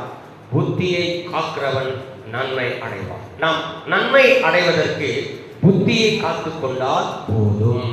ஆமென். புத்தி என்பது என்ன? புத்தி இருந்தால்தான் நம்முடைய செய்கைகள் நலம. எப்படி தேவாலயத்தில் உள்ள கடையை காத்துக்கொள் என்று சொல்கிறோமோ, அதுபோல தேவ சபையாயினும் வெளி உலகமாயினும் புத்தியாயிருந்தால் புத்தியா நடந்திருப்பான்னு சொல்லுவாங்க. அப்போ உன்னுடைய கிரியைகள், உன் செயல்கள், உன்னுடைய பேச்சு திறமைகள், உன்னுடைய வார்த்தைகள் எல்லாமே எப்படி இருக்கும்? புத்தியா. என்னன்னா இப்ப சதாமல் இருக்கும். நல்ல வார்த்தை பேசுனா 2 வாட்டி பேச போறாங்கன்னு நமக்கு ஆசைப்படுவோம். அது மாதிரி புத்தி உள்ளவர்கள் பேசுவார்கள். அல்லேலூயா. புத்தி இல்லாதவன் போய் ஒரு ஆசிரியர் தேர்வில் நிற்க முடியுமா? முடியாது. சரிப்பா, அவனுடைய பேச்சை பார்த்த உடனே நீ வருவியா வரமாட்டியா, போதனை செய்வியா, எல்லாம் கிளாஸ் நடத்திவான்னு கண்டுபிடிச்சிருவாங்க. எவ்வளோ புத்தியா பேசுகிற. யூடிமாக ஒரு முறை ஒரு பள்ளிக்கூடத்துக்கு இன்டர்வியூ கூப்பிட்டா நான் கொண்டு போய் வச்சுட்டு ஒரு ரூமில் நடிச்சுட்டாங்க, உட்காரியான்ட்டாங்க. இந்த அம்மா போயிட்டு இந்த அம்மா என்ன பேச போதும் தெரியல, அது என்ன சொல்ல போது தெரியல, நம்ம பார்க்கணும் வாய்ப்புனா அது 3வது கிளாஸுக்கு கொண்டு போய்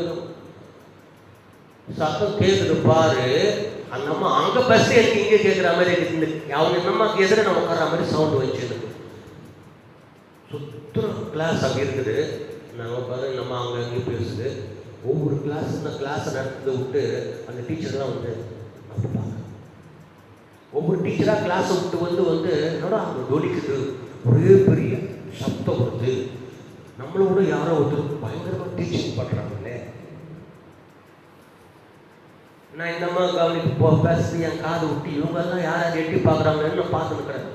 எல்லா வகுப்புல இருந்தும் ஒவ்வொருத்தர் வந்து எட்டி பார்க்குறாங்க. அந்த மாதிரி எவ்வளோ புத்தியாக நடத்துது, எவ்வளோ அறிவாக சொல்லுதுன்றத அவங்க ஜட்ஜ் பண்ணுறாங்க, செக் பண்ணுறாங்க. செக் பண்ணிட்டு வேலை கூட கொடுத்துட்டாங்களாம்மா? வேலை கூட கொடுத்தாச்சு.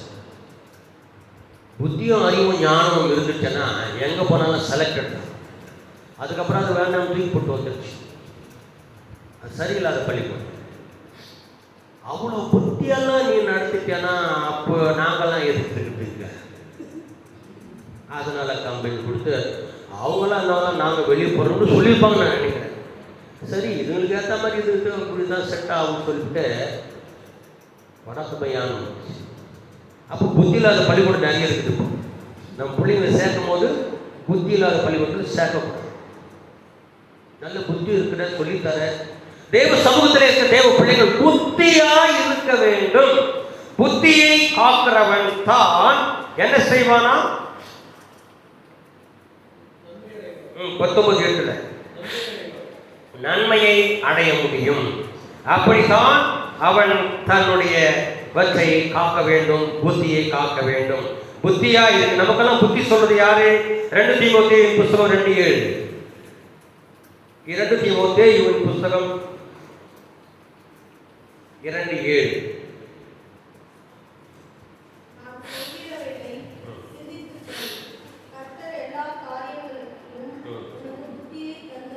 புத்தியை உனக்கு தருவதற்கு யாரு?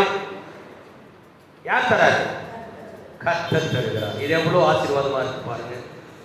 எல்லா காரியங்களிலும் உனக்கு புத்தியை தந்து அருளுவார். கர்த்தரே வந்து தேவ பிள்ளைகளுக்கு புத்தியை தருகிறார். புத்தி மிக விலை உயர்ந்தது ஒன்று. இந்த வேதத்திலே அநேக வசனங்கள் உட்பட நீங்கள் போய் வாசிக்கும். அநேக வசனங்களை வாசிக்கிற போது புத்தியை தெரிவிக்கும். அல்ல இல்லையா? புத்தி சில நேரங்களில் இருளடைந்து போய்விடும். புத்தியை தருகிறது யார்? யார் தருகிறார்? தேவனாகிய கர்த்தரே உனக்கு தருகிறார். அல்லேலூயா, ஆமென். புத்தியை தான் ஏற்றுக்கொள்ள வேண்டும். நல்ல புத்தி இருக்குதா உனக்கு அப்படின்னு சொல்லிட்டாங்கன்னா அவங்களுக்கு சந்தேகம் வந்து தான் நம்மளை கேட்குறாங்க. ஆனால் நம்ம அதை ஒத்துக்க மாட்டோம். என்ன போய் அப்படி சொல்றது அப்படின்னு. ஆனால் மற்றவங்களுக்கு தான் தெரியும் உங்க இடத்துல புத்தி இருக்கா இல்லையான்னு. அல்லேலூயா. ஒரு கோபப்படுற மாதிரி பேசிட்டா புத்தி இல்லையாம்பாங்க, குற்றப்படுத்துற மாதிரி பேசிட்டா புத்தி இல்லாமப்பாங்க, பேசத்தகாத வார்த்தைகளை பேசிட்டா சொல்லுவாங்க. அப்போ புத்தியில் சில நேரங்களில் பேசுவது உண்டு. புத்தியை கர்த்தர் தருகிறார். அல்லேலூயா. புத்தியை யார் தருறது? பிள்ளைகளுக்கு அறிவு மாத்திரம் போராது, புத்தியும் இருக்கணும். அல்லேலூயா. அந்த புத்தியை தெரிந்து கொள்ளத்தான் நம்முடைய ஆலயத்திலே வகுப்புகள் நடக்கிறது. இந்த வகுப்பிலே புத்தியை பெற்ற பிள்ளைகள் கற்றுக்கொள்ள வேண்டும், கற்றுக்கொள்வார்கள். நாங்கெல்லாம் தேவனுடைய ஒவ்வொரு சண்டே ஸ்கூல் இதெல்லாம் நான் அதிகமாக நாங்கள் இருக்கிற போதெல்லாம் vocational Bible school, Bible class ஸ்கூலெல்லாம் கிடையாது. நான் சிறுவனாக இருக்கிற போது ஒரே ஒரு அந்த சாயங்காலம் ஞாயிற்றுக்கிழமை கிளாஸ் நடக்கும், ஞாயிறு பள்ளி நடக்கும். அது சில காலகட்டங்கள் வரும்போது தான் இந்த வெளிர்கால வேதாகம ஆராய்ச்சிகள் அதெல்லாம் கலந்துட்டு இது மாதிரி பிள்ளைகளுக்கு வைக்க வேண்டும் என்று சில ஒரு 30, 40, 50 ஆண்டுகளுக்கு முன்னால் தான் இதெல்லாம் ஏற்பட்டது. 40 ஆண்டுகள் இருக்குன்னு நினைக்கிறேன். வேநீர்கால சிறுவர் வேதாகம வகுப்பு, வெக்கேஷனல் பைபிள் ஸ்கூல், VBS. இப்போ என்னென்ன பேர்லையோ அந்த அப்படியே அந்த சொல் மாறாமல் பல பல வார்த்தைகளை வைத்துக் கொள்கிறார்கள். அப்போ புத்தி நமக்கு வேண்டும் என்று சொன்னால் நம் பிள்ளைகள் அத்தனை பேர் எங்கே இருக்கணும்? தேவ ஆலயத்தில் இருக்கணும். தேவ ஆலயத்தில் இருந்தால் புத்தி இல்லைன்னா புத்தி கட்டவர்கள். அதுக்கு ஆட்சேபனை கிடையாது. என்னையா அப்படி சொல்லிட்டு எங்கள் பிள்ளைகள் வேதத்தின்படி தேவ சமூகத்திலே வளரும் தேவ பிரகாரங்களிலே இருக்கிற பிள்ளைகளுக்கு தான் புத்தி இருக்கும். அப்படி இருந்து நாம் சில நேரங்களில் புத்தி பிசகாய் நடந்துடுறோம்னா சுத்தமா தேவ பிரசனம், தேவ சமூகம், தேவனுடைய பாதபீடம் இவையெல்லாம் தேடாத போது புத்தியில் நிலைத்திருப்பார்கள் என்பதற்கு உங்களால் கூட 10% 0.01 கூட சொல்ல முடியும். பிள்ளைகள் எங்க இருக்கணுமோ அங்க இருக்கணும். அப்பதான் புத்தியிலே அவர்கள் தெளிவாயிருக்கும். அல்லேலூயா. ஜீவ விருட்ச கனியை குறித்து சொல்லுது. அது என்ன சொல்லுது? உங்களுக்கு நினைவுடன் தான் சொல்லலாம். அதை பற்றி யூகித்து பாருங்க. நமக்கு தெரிஞ்ச வசனம் தான் அது. புத்தியை தெளிவிக்கிறதும்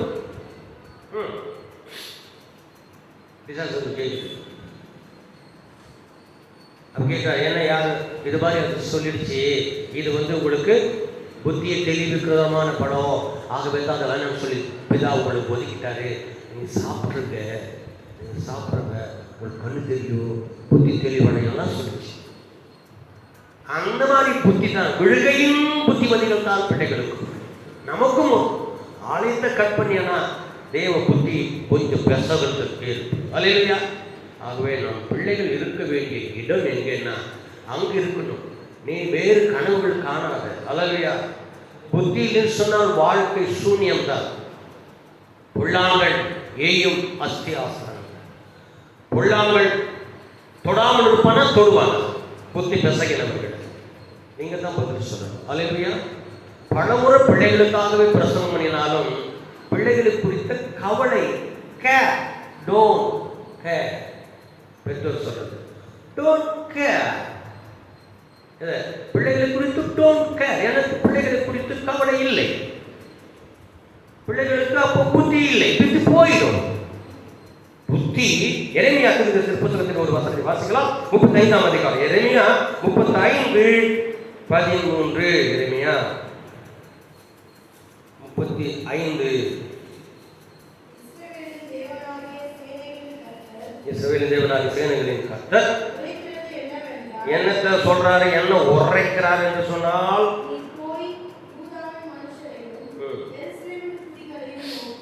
யார் இவங்களா? கிறிஸ்தவங்க. இவனா ஆண்டவருடைய ஆலயத்துக்கு வந்தவங்க. யூதா, எருசலேம். வார்த்தையை கேளு, புத்தியை ஏற்று. வார்த்தைகளை கேட்டு புத்தியை ஏற்றுக்கிறது இல்லையோ? கர்த்தர் ஒரு கேள்வி வைக்கிறார். ஒரு டவுட் ஆகி போச்சு, தெரிஞ்சு போச்சு. இதனால பெற்றோர் அண்ணன் கேட்கிறேன், யூதாவே, எருசலேமே அப்படின்னா யாரு? எல்லாம் தேவசாமி. ஆண்டவர் இஸ்ரவேல் ஜனங்களுக்கு பிரிச்சு கொடுத்தாரு 2 தேசம். யூதையா, யூதா. என்ன போட்டிருக்காரு பாருங்க, யூதா. யூதாவின் எருசலேமையும் பார்த்து சொல்றாரு. குடிகளே, தேவனுடைய பிள்ளைகளே, நீங்க வார்த்தைகளை கேட்டு புத்தியை ஏற்றுக்கொள்றது இல்லையா? புத்தி இருக்கா இல்லையான்றத எவ்வளவு அழகா ஆண்டவர் சொல்றாரு பாருங்க. நம்ம நோக வைக்காம சொல்றாரு. உங்களுக்கு கடிந்து நானாவது சொல்ல உங்களை வேதனைப்படுத்துற மாதிரி பேசுறேன். ஆனா தேவன் பாரு எவ்வளவு அழகா பேசுறாரு. நீங்க புத்தியை ஏற்றுக்கிறது இல்லையா? ஹலோ அப்பா, அம்மா, டாடி, மம்மி, நீங்க என்ன கேட்க மாட்டீங்களா? ஆண்டவர் அவ்வளோ அன்பா அதை கேட்கறதுல கூட அன்பு காட்டுற ஆண்டவர். அந்த அன்பு காட்டுறதுனால தான் இன்னைக்கு எல்லாரும் என்ன பண்றேன்னா, ஆகிய ஒன்று தேவை. ஆண்டவருக்கு மரியாதையே கிடையாது. எத்தனை பேர் இயேசுக்கு மரியாதை இருக்காங்க சொல்லுங்க? இந்த கேள்வி எப்படி கேட்டா என்ன பண்ணி சொல்றது தெரியல. எல்லாரும் ஆண்டவர் கேட்கிறார் பாரு எவ்வளோ அன்பு.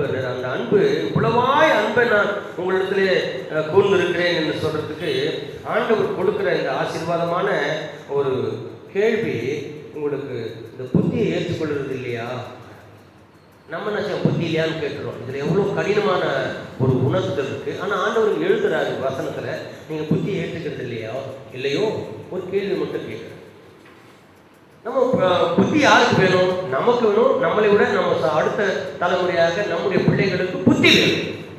கரெக்டாக சொல்ல, புத்தி பிள்ளைகளுக்கு வேணும். உன் பிள்ளையை இப்படிலாம் போதனை பண்ணி வளர்த்துட்டு எல்லாம் ஆண்டவராகிய தேவன் நமக்கு சொல்லியிருக்கிறார். அல்லேலூயா. அந்த புத்திமதிகளை நாம் ஏற்றுக்கொள்ள வேண்டும்.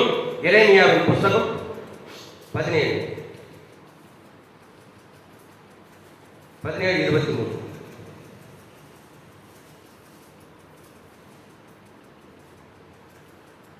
அவர்களோ கேளாமலும் சாயாமலும்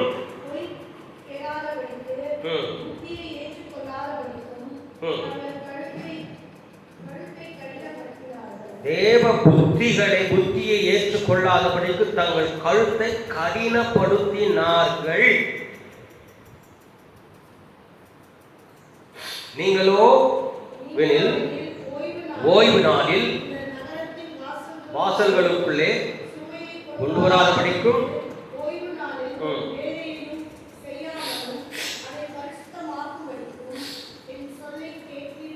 கேட்பீர்களானால்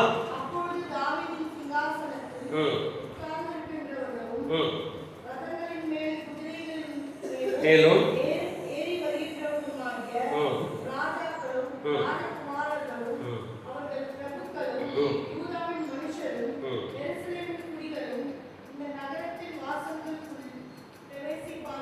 பிரவேசிப்பார்கள்.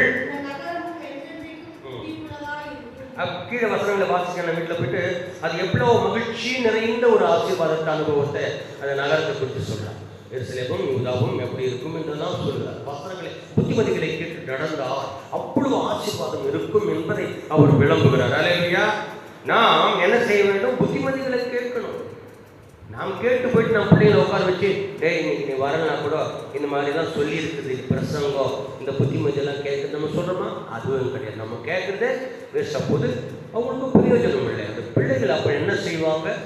அவர்கள் புத்தியத்தவர்களாக தான் இருப்பாங்க. மற்றவர்களுடைய புத்திமதிகளை ஏற்றுக்கொள்வாங்க. மற்றவங்க சொல்லுவாங்க, நீ இது மாதிரி செய்ப்பா, இங்கே வா, இங்கே போ, அங்கே போ, இதெல்லாம் செய்யணும். அவன் ஃபீல் பண்ணுவோம். நாம் பிள்ளைகளை வளர்க்க வேண்டிய விதங்களிலே நாம் என்ன செய்ய வேண்டும்? புத்திமதிகள் நம் பிள்ளைகளுக்கு வேண்டும். நாம் சம்பாதிக்கிற சம்பாத்தியம் நம் பிள்ளைகளுக்கு சாப்பாடாகவோ துணிமணியாகவோ நல்ல போஷாக்கு நிறைந்தவர்களால் கொடுத்து முடிக்கிறோம். அதே மாதிரி நம் புத்திமதிகளை பிள்ளைகளுக்கு கொடுக்க வேண்டும். வேத வசனங்களை பகிர்ந்து கொடுக்க வேண்டும். தேவ பிரகாரங்களை அவர்களுக்கு அழைக்க வேண்டும்.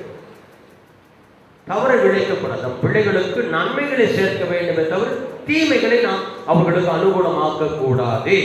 அவை இந்த புத்தியை இதிலிருந்து நாம் கற்றுக்கொள்ளுகிறோம். அல்லேலூயா சொல்லுவோம். அல்லேலூயா. 28ஆம் வசனம். அதிலேயே 28 இல்லையா? 7ஆம் அதிகாரத்தின் 28 நினைக்கிறேன். பார்க்கலாமா?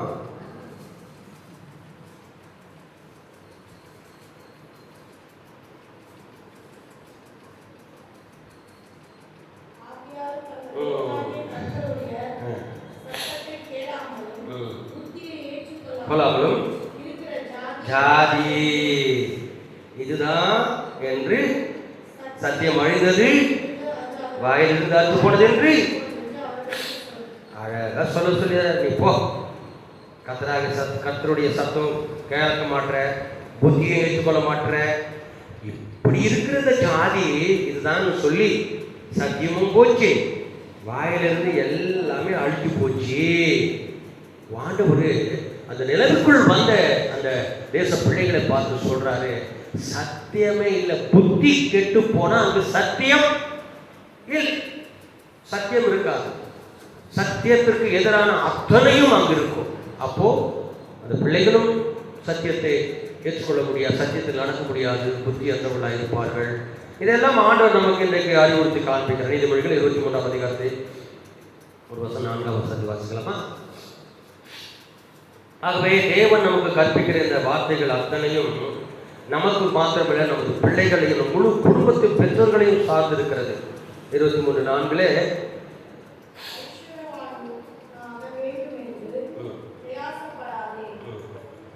சுய புத்தியை சாராது. நம்முடைய சொந்த புத்தியை பெருசென்று நாம் நினைக்கக்கூடாது.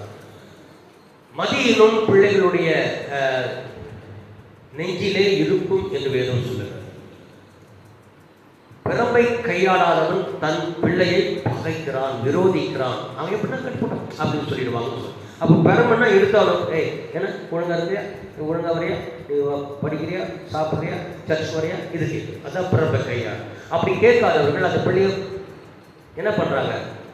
வெறுக்கிறார், கண்டிக்கிற.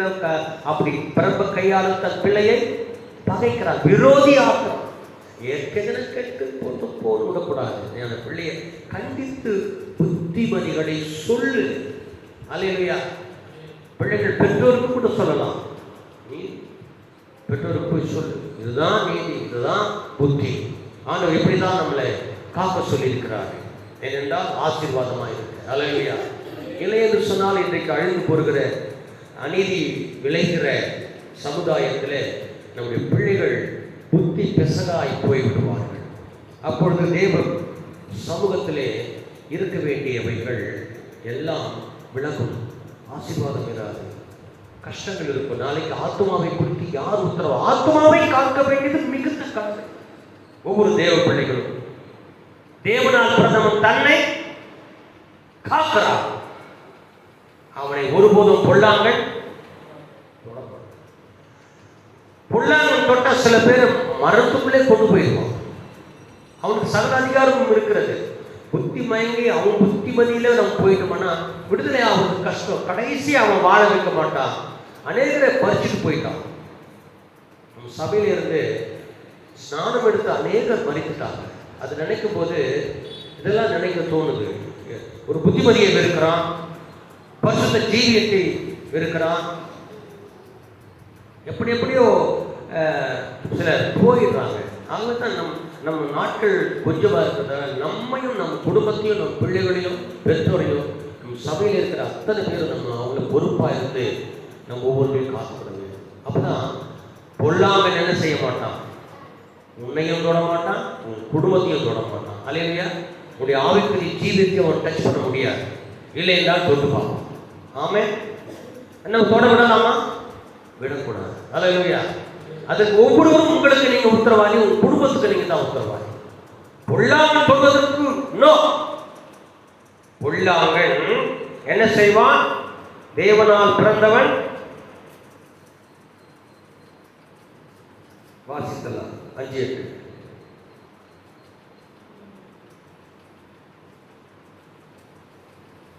யோவான்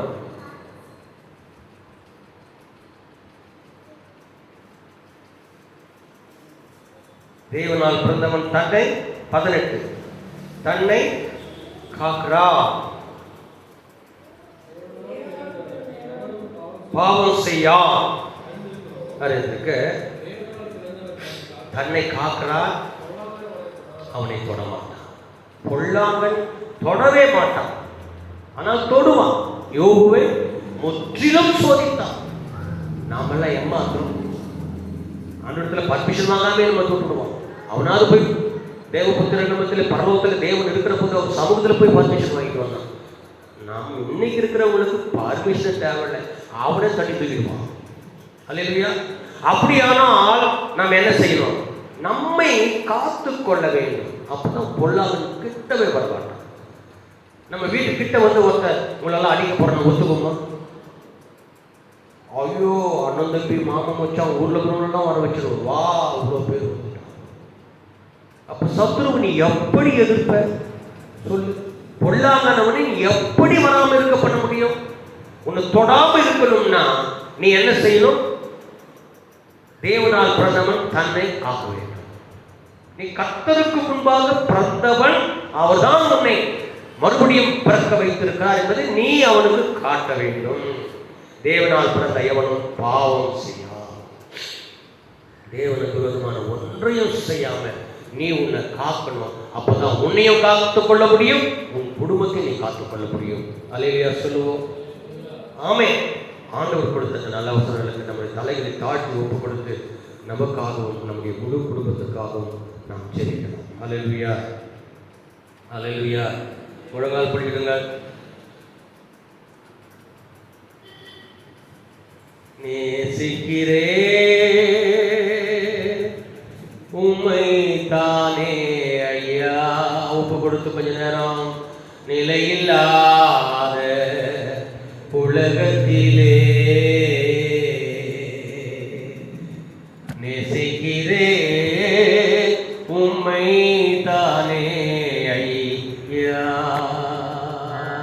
உம்மைத்தானே ஏசையா. அடுத்த சரணம் கொடுப்பா. நேசிக்கிறேன் உம்மைத்தானே உம்மைத்தானே ஏசையா.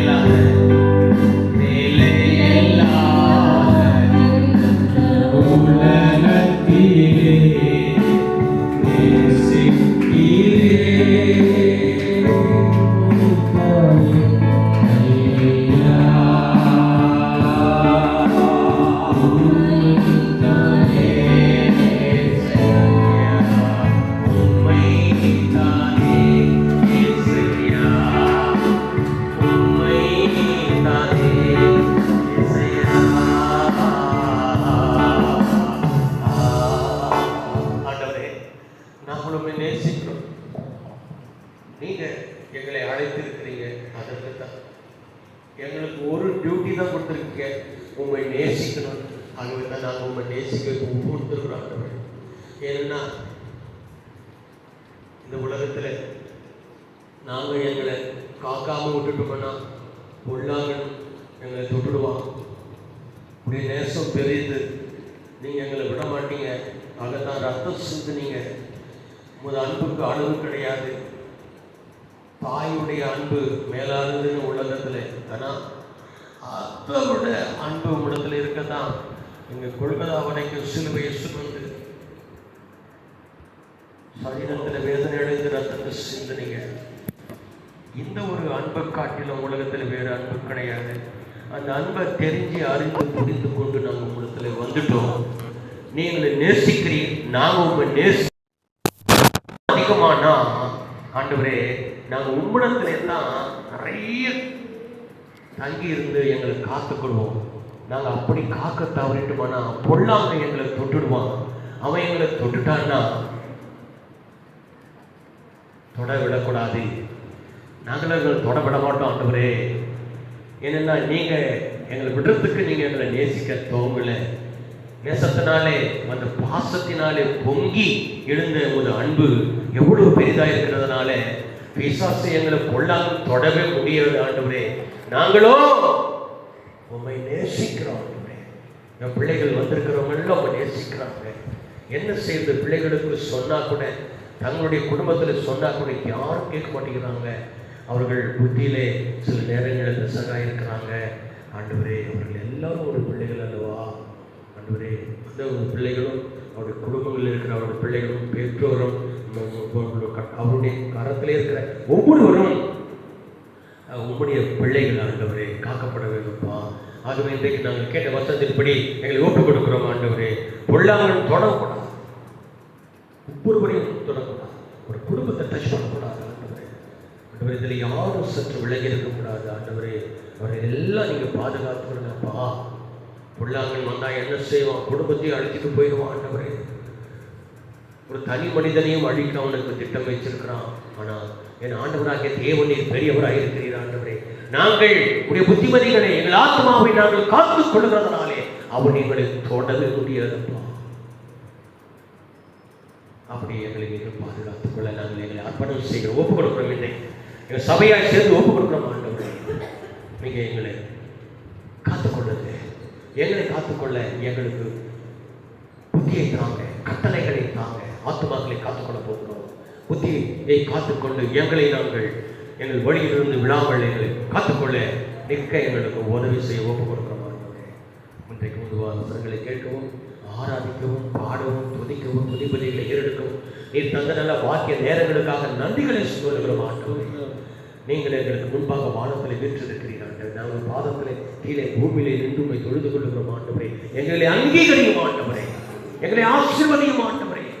எங்கள் ஆலயத்தில் ஒவ்வொரு ஆராதனையை ஆசீர்வதி, ஒவ்வொரு ஜெபக்கூடலை ஆசீர்வதி, ஒவ்வொரு சிறுபிள்ளைகள் ஊழியங்களை ஆசீர்வதியும். நடக்க போகிற பிபிஎஸ்ஐ கற்ற ஆசீர்வதியும். அந்த நாளில் நிகழ்வுகள், தலைப்புகள், வேத வசனங்கள், பாடல்கள், பிள்ளைகளுக்கு சொல்ல வேண்டிய அறிவுரைகள், கெட்டு போகிற உலகத்தில் வாழ்கிற பிள்ளைகளுக்கு வேண்டிய புத்திமதிகள், கிருபையில் உள்ள வசனங்கள், ஜீவனை தரும் வார்த்தைகளை கத்தரடிக்கு பொழியும்.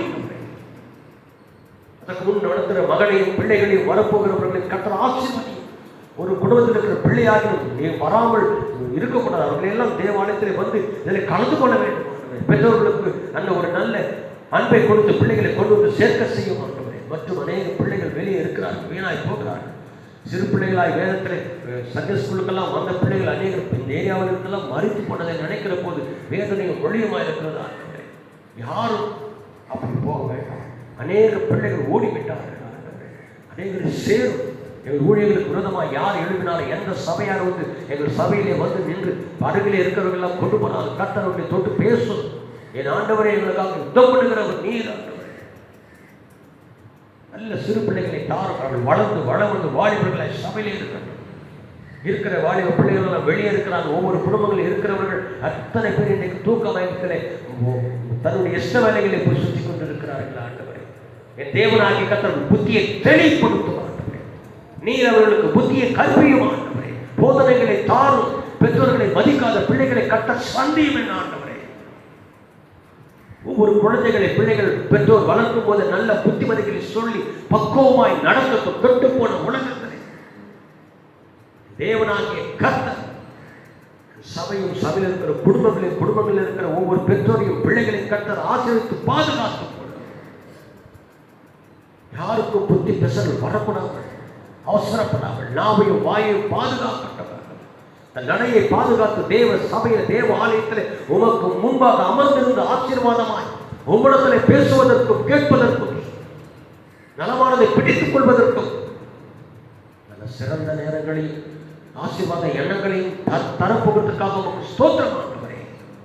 நன்றி சொல்லி வாழ்த்துகிறோம். உஷ்ணம் இப்போது துவங்குகிறது. பிள்ளைகளை பத்திரமா வீடுகளுக்கு போய் சேர உதவி செய்யும். தொடர்ந்து பாதுகாத்து வழி நடத்தும். மகிமையான துதி ஸ்தோத்திரங்கள் சகலமும் உமக்கு செலுத்துகிறோம். கிறிஸ்து இயேசு ராஜாவின் நாமத்தில் ஜெபங்களை எடுக்கிறோம் எங்கள் பிதாவே.